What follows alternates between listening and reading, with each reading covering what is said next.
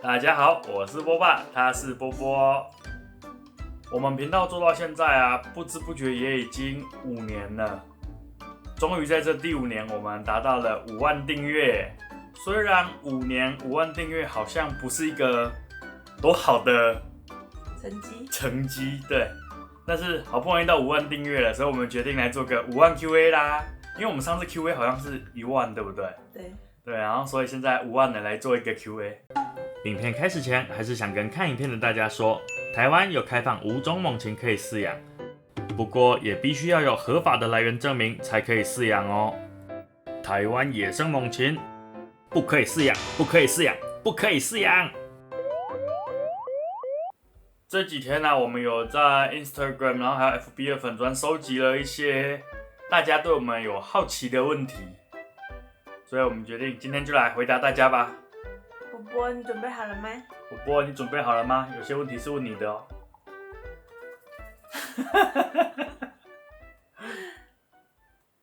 这一题我觉得你来回答。想知道为何波波跟波爸一直相爱相杀？罪魁祸首在镜头后面。其实波波跟我还是很好的啦。这是波妞一手塑造出来的。你要不要回答一下为何波波跟我一直相爱相杀？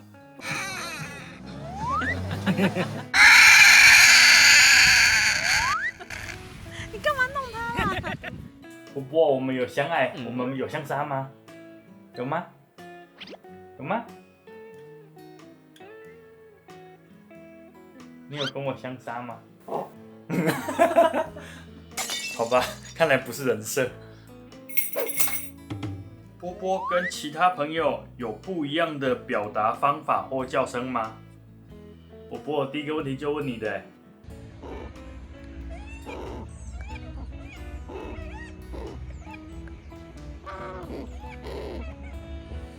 想问波波，长时间跟波爸还有妈妈相处，会跟其他鹦鹉一样开咬吗？例如咬手之类的。咬手。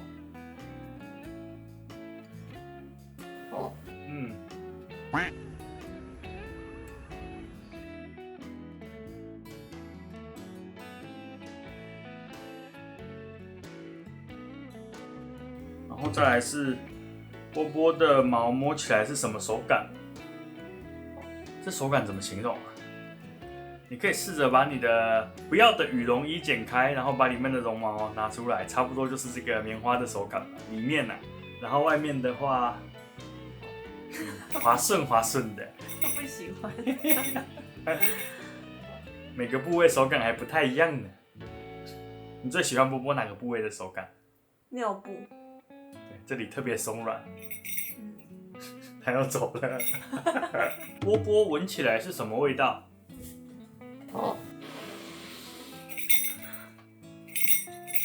还没洗澡，所以是有一点潮潮的棉被味。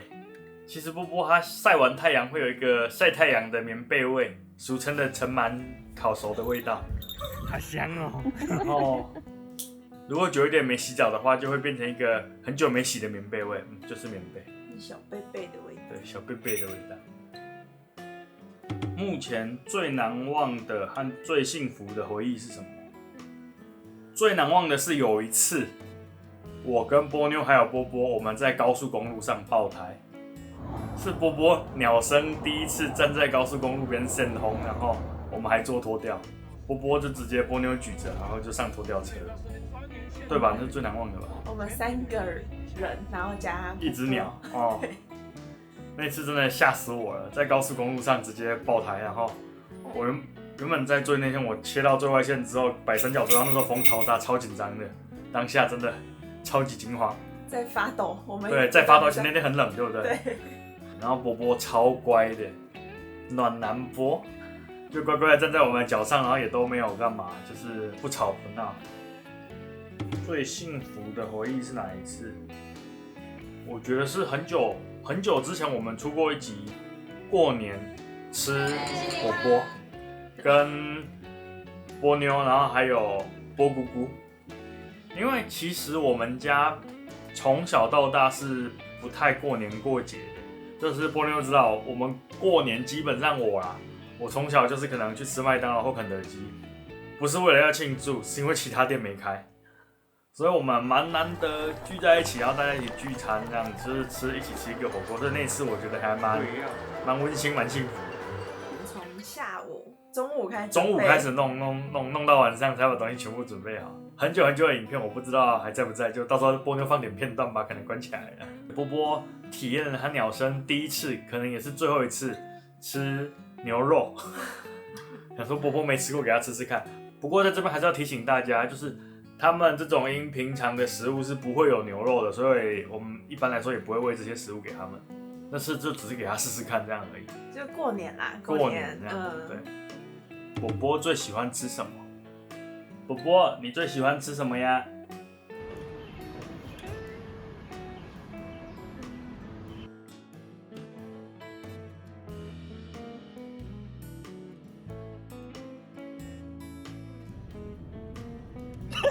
丢我！好想看可爱的波妞，你怎么知道她很可爱？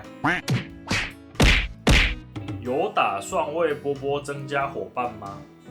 看我们频道比较久的观众应该都知道，我们曾经把下一只鹰的名字都想好了。我们有没有想要下一只养有准名字叫菠萝？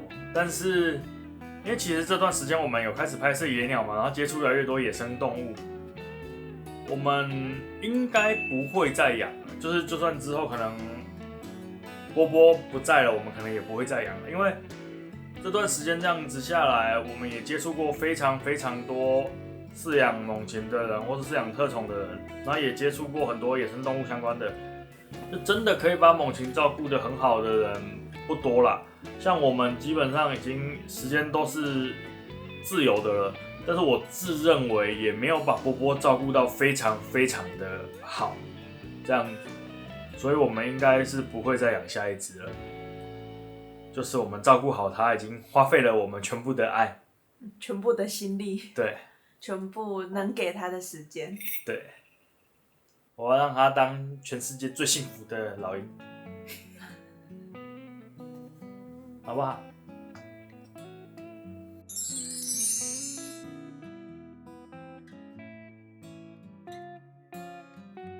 当初是什么契机决定要养波波的呢？因为我从小的梦想就是成为一位宝可梦大师啊！波波，他去了，他去了，就决定是你了。来，帮我上音乐，那个噔噔噔噔噔噔噔。波波从哪来的？波波我生的，没有啦，波波是从合法的渠道购买的，这样子。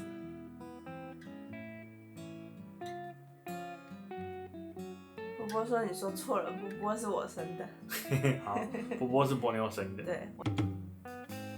有准可以养吗？野生的不行，人工繁殖的可以，要有正规的来源。野生猛禽有准，不可以饲养，不可以饲养，不可以饲养。再去看我们片头看10遍。台湾野生猛禽不可以饲养，不可以饲养，不可以饲养。波波的个性是16型人格的哪一种？ MBTI。等一下帮他测测看。这个问题超多，他大便。有接到吗？有。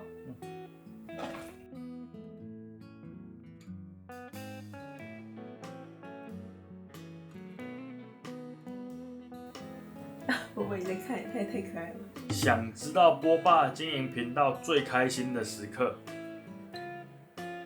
我自己经营频道最开心的时刻是100订阅，因为其实刚开始做影片的时候真的没有人看，就可能，而且身边亲朋好友其实也都不太知道，就我们也没有跟人家讲。那每天可能就1-2个观看，1-2个观看，到某一天突然间100订阅的时候，这是一个里程碑，一个成就感。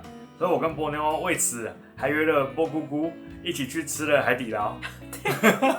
我们其他时候我记得没有。有了1000订阅还是有，因为那毕竟是又另外一个里程。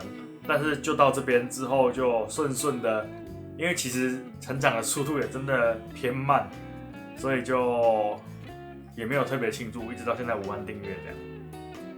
你跟波妞在野外拍摄时，有没有因为意见不合吵架过？你有跟我们去野外拍摄过吗？张口就乱说。我跟波妞其实不太会吵架，因为我们两个负责或者是有兴趣的东西基本上完全不一样。像我们出门，像出国嘛，我的工作可能就是负责吃饭睡觉，然后早安、午安、晚安这样。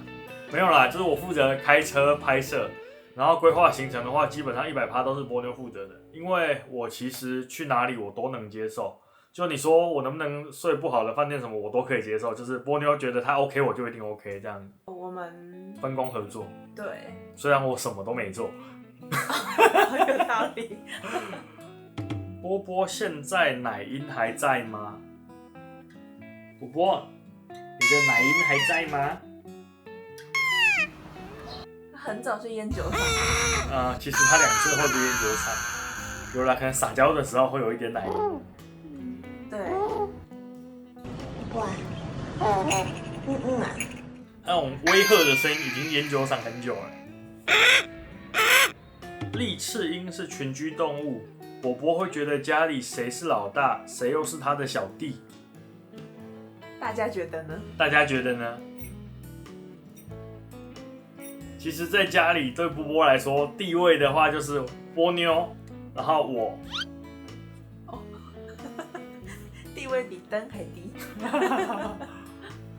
波波心里应该是波妞，然后我，然后波波，之后是我爸跟我妈。没错，他的小弟小妹们就是波阿公跟波阿妈。最高应该是波妞，因为他不会对波妞护食，然后他不敢跟我抢，他会对我护食，但不敢跟我抢。那其他人的话，就是他吃饭当然就不能直接靠近他。他最近蛮可爱的，他真的都会就是让阿公接驳。对，就是他会跳到他的那个房间门口，然后看着阿公那边叫他出来接他。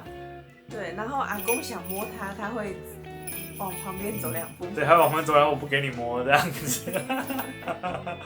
正面鸟那一集是哪里拍的？正面鸟那一集是魏武营拍的啊。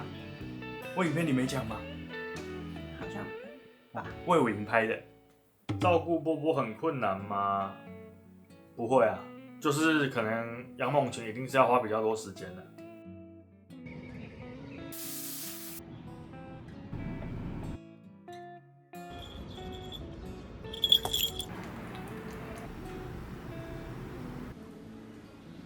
宠物的医疗费已经不太便宜，那波波特宠是不是更昂贵？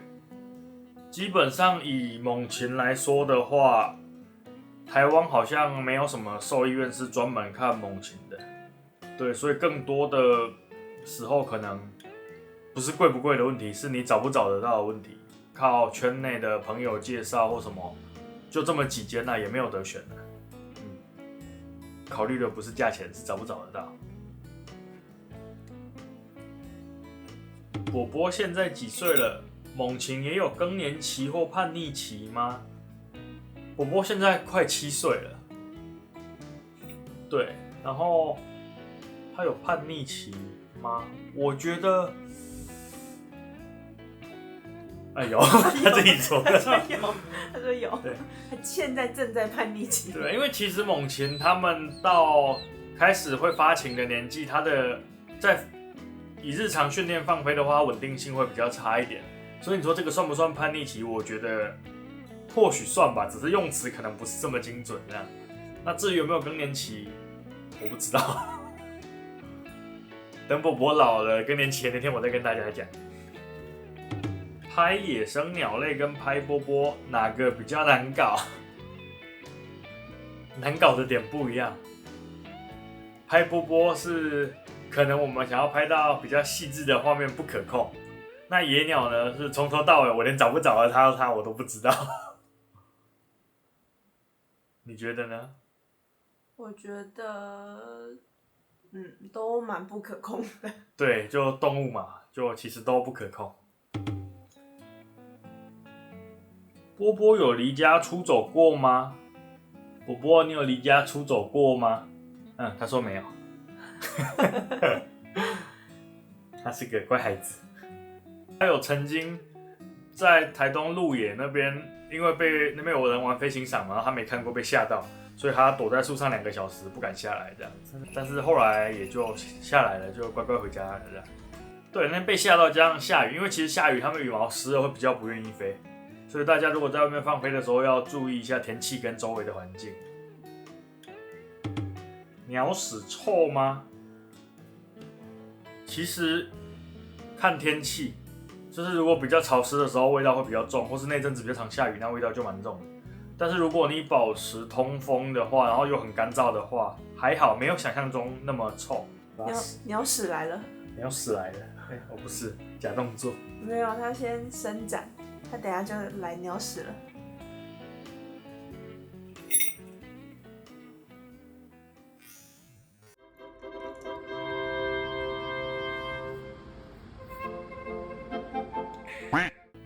扛这么重的器材上山下海，有没有练出什么肌肉？我肌肉还不够吗？波波想说什么肌肉？其实大家有发现吗？我开始拍野鸟到现在，我应该瘦了10公斤。对，可以看一下以前我长这样，现在我长，好了，差不多。